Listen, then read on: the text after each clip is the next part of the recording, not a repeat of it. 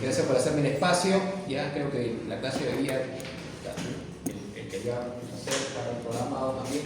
Bueno, vamos a conversar sobre un tema pendiente y es una enfermedad de distribución mundial. ¿Ya? Sumamente importante, ¿no? Cuando hablamos pues, de enfermedades infecto-contagiosas importantes en el mundo, ¿no?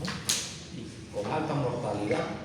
Tuberculosis actualmente es la primera, ¿no? Fue superada en su momento por SARS-CoV-2, COVID-19, pero obviamente COVID-19 ya no está ahí, pero como enfermedad endémica o epidémica, episódica, nada más, ya se parece a los patrones de virus estacionales, pero tuberculosis sí, ha retomado otra vez el primer lugar en mortalidad. Y seguida muy de cerca por esta enfermedad, ¿no? Que es una enfermedad viral, ¿no? HIV o VIH, ¿no? Y como se había avanzado el síndrome de inmunodeficiencia adquirida o SIDA, ¿no? Las otras enfermedades que son importantes obviamente es la malaria, el dengue, ¿no? Entonces, tiene connotación mundial. Muy bien, entonces vamos a conversar algo sobre VIH, porque VIH pues, es sumamente extenso, ¿ya? Porque no solamente abarca VIH por sí mismo, sino que toda la connotación externa que producto de esta enfermedad se puede dar en un paciente, ¿no? Un paciente que no se diagnostica tempranamente, o que se diagnostica tempranamente y no se inicia el tratamiento, o que inicia el tratamiento y lo abandona, ¿no? Y puede hacer resistencia, ¿no? Muy bien, entonces, ¿qué es una infección crónica? Transmisible viral, ¿ya? Establece que hay una relación muy diversa entre el huésped, ¿no? O sea, el ser humano y el virus, y que va a condicionar la aparición de procesos morbosos, de enfermedades infecciosas e inclusive aparición de determinadas neoplasias que también pueden ser objeto de presentación en esta enfermedad, ¿no? ¿Ya? Y vamos a remontarnos un poco a la historia, ¿no? ¿Cuándo es que se escucha por primera vez, por lo menos de forma importante, ya aparece esta enfermedad, ¿no? Se dice que entre 1978 y el 81, comienzan a aparecer casos de neumonía por neumocistis carini, y ya sabemos que ahora se llama neumocistis yerovesi, ¿ya? Pero ahí, ¿no? En ese entonces todavía tenía esa denominación, ¿no?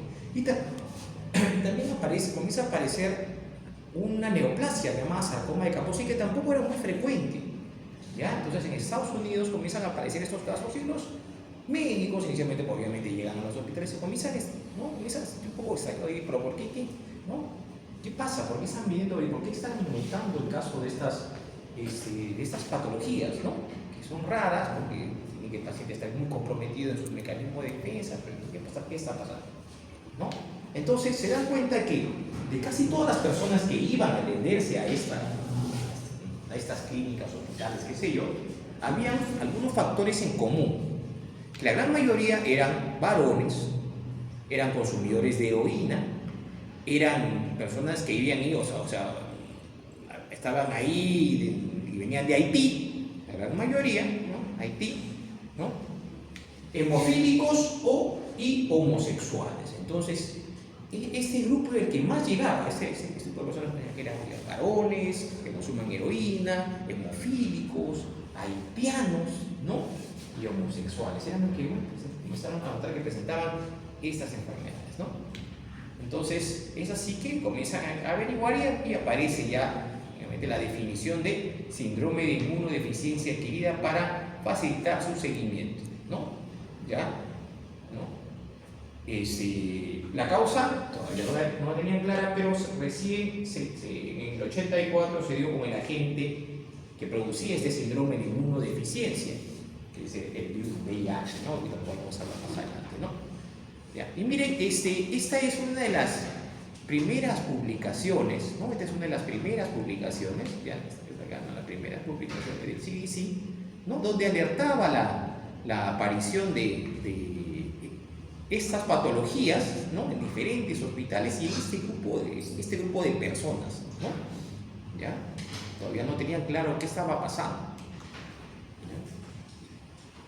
Si no es que hasta el 83 se descubre, o sea, tanto en Francia como en Estados Unidos, casi a la par, ya determinan quién es el causante, ¿no? ¿Quién es el causante, no? Ya eso encontró un candidato que denominó eso entonces el Instituto Pasteur, ¿no? Un virus asociado a linfadenopatía, ¿no? Y posteriormente ya lo denominó virus de inmunodeficiencia humana. Y en Estados Unidos también igualito, ¿no? Ya encuentran, ¿no? Al responsable lo denominan virus de inmunodeficiencia humana, que es el causante de síndrome de deficiencia adquirida. ¿Ya? ¿No?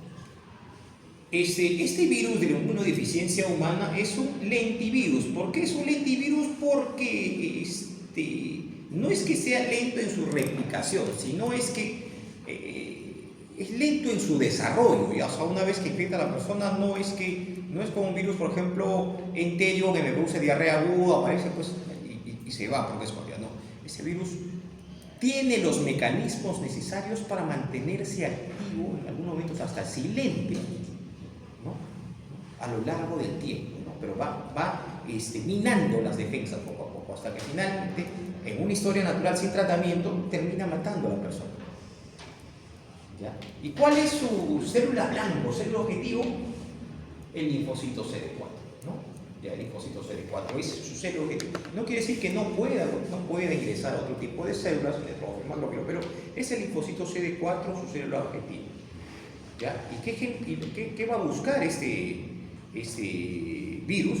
La destrucción por diferentes mecanismos, ¿no? Por diferentes mecanismos de la producción del mismo linfocito, ¿no? Inclusive de lugares donde se genera el linfocito, ¿no? ¿Ya? El linfocito CD4. Y la merma de este linfocito CD4 va a generar infecciones, porque el linfocito CD4 básicamente es el director de orquesta de la activación del sistema inmune. El director de orquesta de la activación de nuestro sistema inmune. Ya hemos hablado del sistema inmune adaptativo, ¿no? Ya, entonces, si el director de orquesta no está, la orquesta no funciona. La orquesta no funciona. Y miren, tengo aquí traje este cuadrito de OMS, ¿no? Hacia el 2023, ¿cuántas personas habían en el mundo con VIH? 39, casi 40 millones de personas, ¿no? ¿Ya? En ese entonces, en ese año, nuevos casos, 1.3 millones de personas que habían adquirido en ese año el VIH. Y personas que habían muerto por causas asociadas al VIH, 630.000 personas hacia el 2023. ¿Ya? Y dentro de los grupos etarios, ¿no? Dentro de los grupos etarios, obviamente, miren, ¿no? Los adultos mayores, ¿sí? Las mujeres, ¿ya? ¿No? Y los varones, acá ya, ¿no? Hay como una especie de inversión. Antes la preponderancia del sexo masculino era mucho mayor, ¿ya? Que el sexo femenino, pero últimamente ya no, como están viendo, o sea, ¿no? El VIH, ¿no? Ya está a la par, tanto en hombres como en mujeres, ¿no? Pero no solamente eso, sino también en niños. Ya hacia el 2023, 1.4 millones de niños tenían o vivían con el VIH, ¿no? En diferentes estadios, ¿no? Y acá tenemos una data ya un poco, data nacional, ¿no? Para ver más o menos, data del 2014 hasta casi albores del 2024, en los cuales hemos visto que los casos de VIH y estadios ya que han sido notificados, ¿no? Vemos que casi nunca han sobrepasado, casi por lo menos igualado, pero sobrepasado la barrera del número de casos de los 2.000 casos, ¿no? Anuales, ¿no? O sea, en eso casi se ha mantenido en un valle. Obviamente aquí ha habido un descenso producto del COVID, que no quiere decir que no existían, sino que no se notificaban, ¿no? Porque la gente, el personal de salud estaba preocupada en otra cosa, ¿no? Entonces, al programa, los que trabajaban en VIH los habían mandado ahí a que cuiden a los pacientes con COVID. Entonces, obviamente hubo una merma en la notificación, ¿no?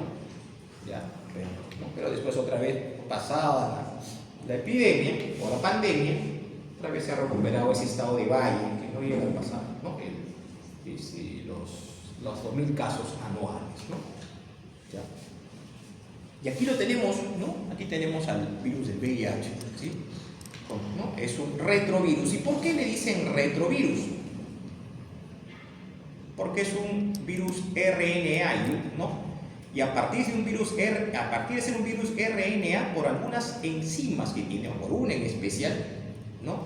Logra acoplarse al DNA. O sea, a partir de un RNA forma un DNA. Por eso es un retrovirus. ¿Ya? Y la enzima se llama transcriptasa reversa, transcriptasa inversa, como la quieran llamar, ¿no? Estos retrovirus tienen a su vez dos subfamilias. Una, los oncovirus, de lo cual no vamos a hablar, pero del cual el más importante es el HTLV1, ¿no? Que seguro que por ahí lo van a tocar, sé que no lo han tocado, ¿no? ¿Que produce cuál? ¿No? El HTLV1 que produce la parálisis espástica tropical, ¿no? ¿Sí? ¿Ya? ¿No? O paraparesis espástica tropical, ¿no? Que no es motivo, ¿no? Y lo otro que es los lentivirus, ¿no? Y que dentro del lentivirus hay dos tipos, el VIH tipo 1, ¿ya? Y el VIH tipo 2, ¿no? El VIH tipo 1, que es el que está diseminado en casi todo el planeta. El VIH tipo 2 en una zona determinada del África es donde es más preponderante, ¿no? Y tiene esta estructura, ¿ya? Pero vamos a ver acá con mayor claridad, ¿no? Tiene una estructura icosaédrica que contiene 72 protrusiones, que son glicoproteínas, tiene una capa lipídica externa, ¿ya? Cada partícula está compuesta por dos copias idénticas, aquí en la parte central, donde está la cápside, ¿no? Hay dos copias idénticas de RNA, ¿no? La proteína de cápside, de RNA. Y esta cápside, aparte, ¿no? A su vez forma parte de un complejo proteico, ¿ya? ¿No? En su interior, y que está formado por tres proteínas estructurales, que son ¿qué? La transcriptasa inversa o reversa, ¿sí? La proteasa y la integrasa. Esas son las proteínas estructurales. Pero también tiene proteínas no estructurales que le sirven para generar sus diferentes mecanismos, ¿no? Mejorar la replicación viral, evitar al sistema inmune, ¿no? Entonces favorecen, ¿no? Favorecen para su replicación, ¿no? Al virus, ¿no? Estas proteínas no estructurales, ¿no? Que básicamente se forman a partir de los productos de estos genes, que son el BIF, el BPU, el BPR, el TAP, el REF y el NEF. Aquí tenemos, ¿no? Algunos componentes como la GP120 y la GP41 que después vamos a hablar, porque es importante que por ahí tenemos, por aquí dentro de la cápside también tenemos, ¿no? El antígeno 24, que también es importante, que esto vamos a hablar por eso. Y acá tenemos, miren, el genoma de VIH, ¿no? Acá tenemos, ¿no? Secuencias genómicas, ¿no? Acá tenemos ¿cómo se llama? La GAC, la POL, por aquí tenemos la VIP, PPR y la M, ¿no? Acá tenemos la cadena de RNA, 5', 3', y cada gen va a generar producción de determinadas proteínas. Por ejemplo, el POL nos va a generar las proteínas estructurales, ¿sí? Proteasa, transcriptasa reversa y la integrasa. El M nos va a generar esto que hemos visto, ¿no? Esto que está en la superficie, que es el GP120 y el GP41, ¿no? Nos genera, ¿no? El secuenciamiento genético M. Y tenemos por otro lado el secuenciamiento genético GAG, que nos va a generar ¿qué? La matriz, ¿no? La matriz, que es esta zona que está aquí, la cápside, que la tenemos acá, ¿ya? ¿No? La cápside, que tenemos acá, ¿ya? Y la proteína, la proteína T24, ¿no? La nucleocápside, que es claro, sí, ¿ya? Y las proteínas de unión, la P6. ¿No? Y el resto de secuenciamientos genéticos también va a intervenir como proteínas no estructurales igual para favorecer la replicación viral. Entonces acá tenemos una lista, ¿no? Una lista de cada uno de estos genes y las proteínas que genera y la actividad de cada proteína, ¿no? La actividad de cada proteína, ¿no? ¿Cuál es su mecanismo de acción? Entonces, hablando un poco de cómo hace, ¿no? El virus del VIH para ingresar a la célula huésped. Acá lo tenemos, ¿no? Y obviamente el primer receptor, ¿no? Que va a reconocer que es un receptor de la célula, que básicamente es el receptor que busca, porque esa célula fundamentalmente a la que ataca es el receptor CD4, ¿no? Es el receptor CD4. Entonces, ¿no? El receptor CD4 reconoce patrones moleculares del virus, pero no es suficiente solamente la presencia del receptor CD4, sino necesita un correceptor que puede ser un CXCR4 o un CCR5, fundamentalmente es el que está asociado al linfocito CD4, y entonces necesita un correceptor. Una vez que el virus se ha fijado tanto a través del receptor CD4 como en el correceptor, se genera una alteración en su estructura y una fusión. La membrana, el virus se fusiona con la membrana de la célula huésped, ¿no? Se fusiona, ¿no?